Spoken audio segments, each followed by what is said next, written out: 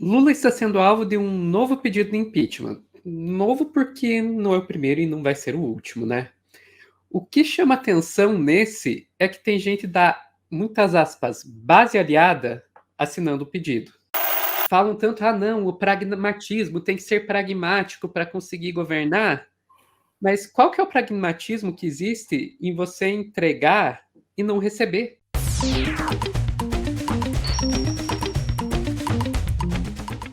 É um pedido de impeachment que foi protocolado no dia, agora no início de junho, né? Que é baseado na ideia de que Lula cometeu um crime de responsabilidade com dois pontos, né? Primeiro, por indicar o Zanin para o STF, né?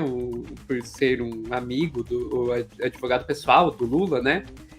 E pelas declarações que ele fez sobre o Maduro, né? Que ele chamou as acusações de ditadura e violações de direitos humanos na Venezuela de narrativa.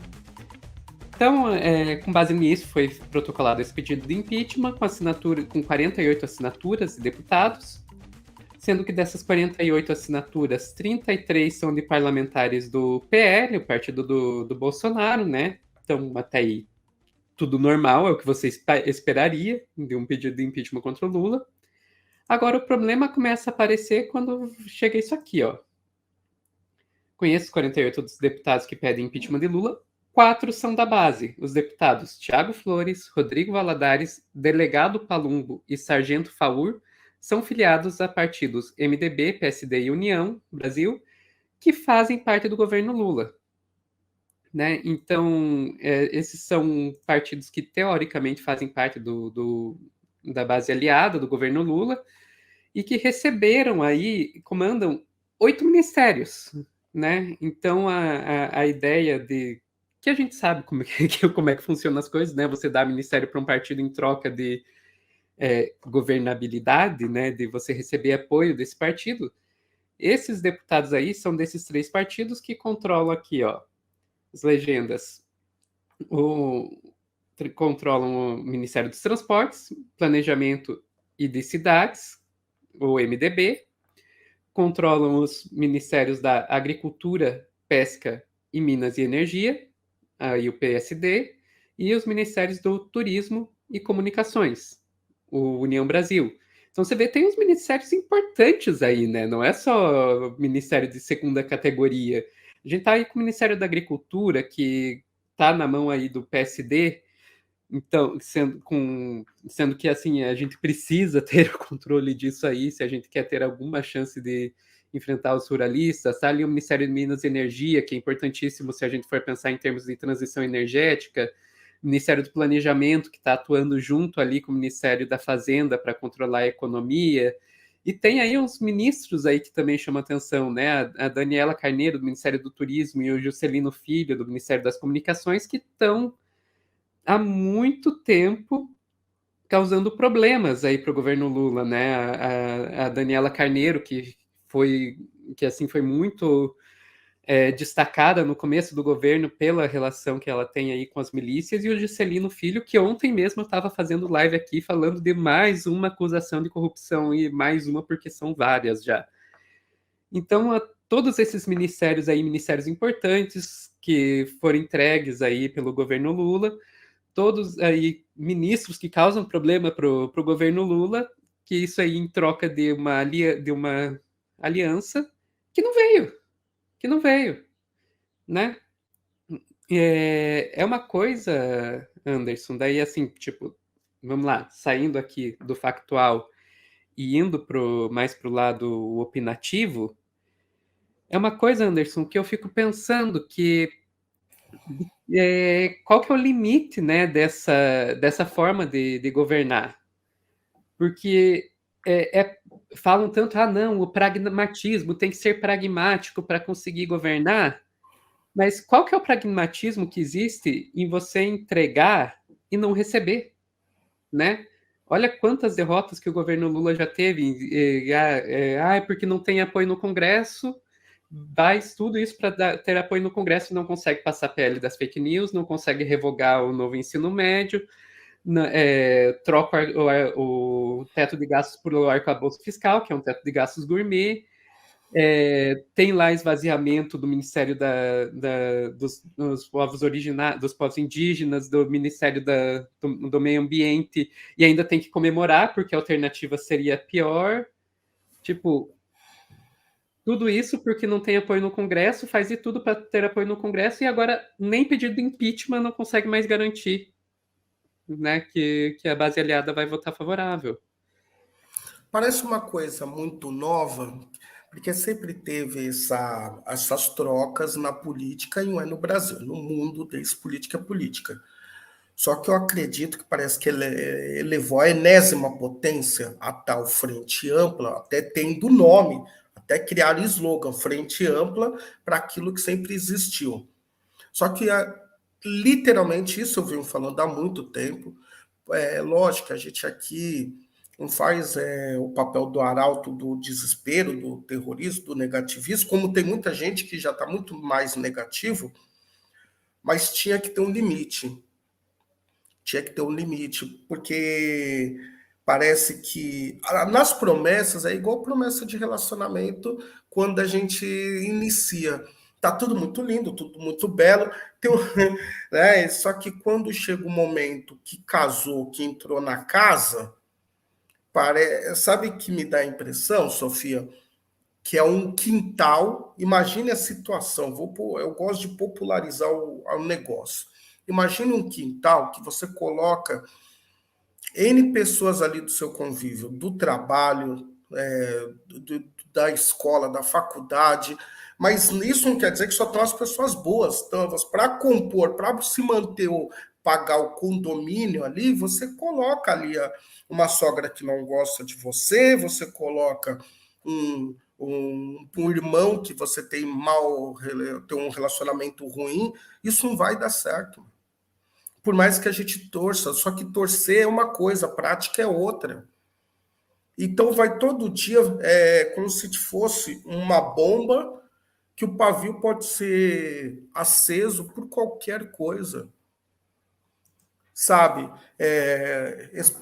Dessa vez, desculpa, dessa vez, dois casos. Eu posso não concordar com a fala lá do Maduro, né? Concordo. Primeiro que é o seguinte, ele fez uma fala dentro do país do outro, como o Bolsonaro fez várias falas, o Lula é humano. Até tem uma outra questão, o Lula é demasiadamente humano. Nesse fato, tem os seus problemas também, que às vezes a comunicação, ele mesmo faz sua própria comunicação e às vezes acontece coisas que eu não concordo, porque é assim a vida. E a segunda do Zanin é uma bobeira do Zanin que você pode questionar, né? Só que o Zanin não é o advogado do Lula.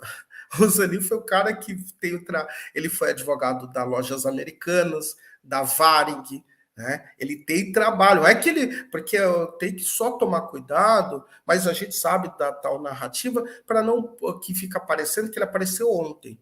Foi um cara amigo que estava lá no sindicato que o Lula conhecia e falou: você não quer estar lá no STF comigo, não? Você me ajudou aí um pouco quando eu precisei. Isso é muito sério e tem todo um colegiado. E outra, primeira coisa que ele já fez, já falou, parece que ele já falou até com Malafaia, tudo lá, para acalmar o pessoal evangélico, enfim, goste ou não, mas ele foi falar com Malafaia.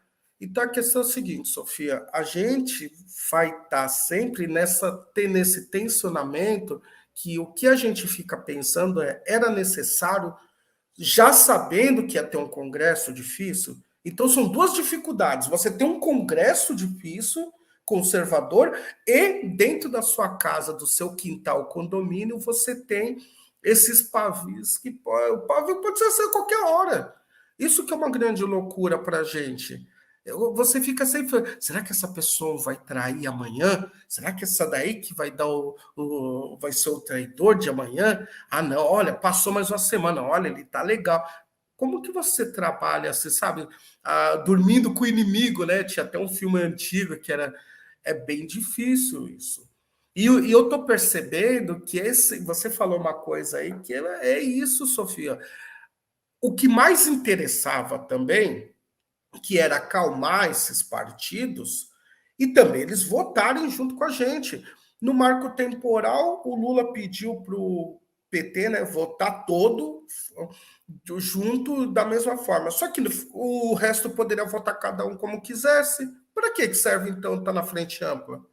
Pois é, a conversa que ficou depois disso aí é que ele liberou a base governista para votar como quisesse, para conseguir apoio para aprovação do arcabouço fiscal. Mas o arcabouço fiscal já era uma concessão que estava sendo feita, então ele A fez uma concessão da concessão, concessão. fez uma concessão para conseguir outra concessão. Isso. Isso, e do arcabouço que a gente está criticando. Então, é isso. E daí você lembrou muito bem. E daí a gente não conseguiu avançar na pele da fake news, né? Por N motivos. Foi bem triste isso. Mas não é porque foi triste, porque foi uma derrota empresarial, né? A gente viu que a gente perdeu para o capital, grande capital. E você tem a reforma, né? É muito louco isso. E a gente tem 6 meses de governo.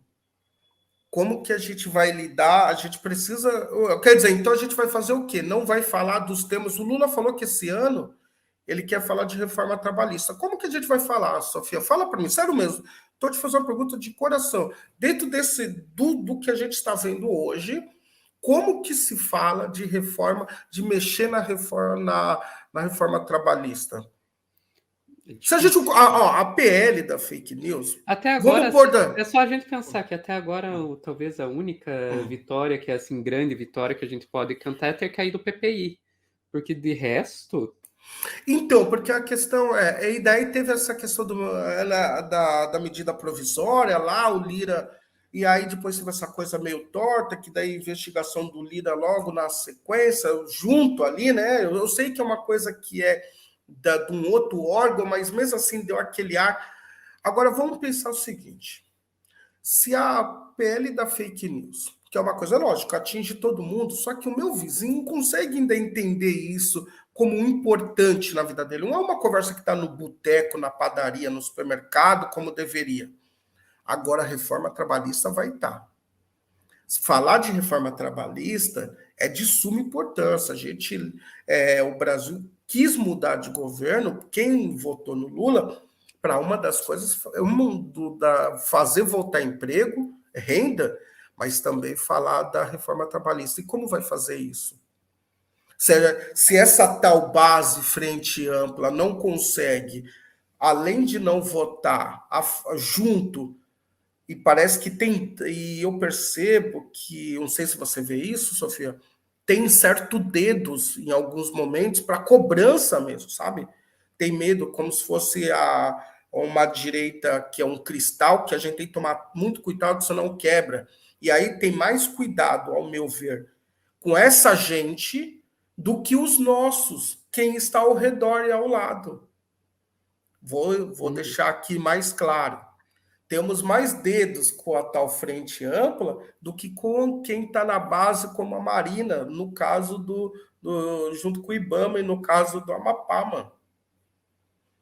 Né? Ao marco temporal, teve a coragem de fazer o ministério com a Sônia Guajajara, mas para que fez o ministério se vai querer passar o marco temporal? E para ser esvaziado, né? Isso. Isso. Mas é isso. Vamos. Podemos ser otimistas? Vamos continuar? Lógico, porque a gente mora aqui. Mas só que o cenário não é simples e não é fácil.